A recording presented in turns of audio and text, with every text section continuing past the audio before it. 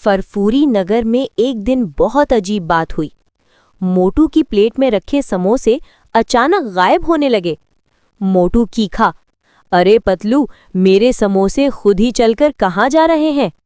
पतलू ने ऐनक सीधी की और कहा, मोटू, ये कोई साइंसी मामला लगता है।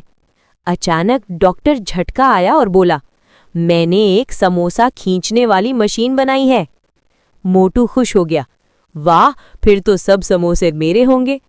लेकिन जैसे ही मशीन ऑन हुई, पूरे शहर के समोसे उड़कर डॉक्टर झटका के पीछे लग गए।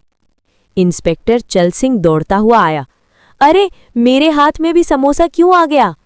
आखिरकार पतलू ने मशीन बंद की और कहा, लालच का अंजाम यही होता है।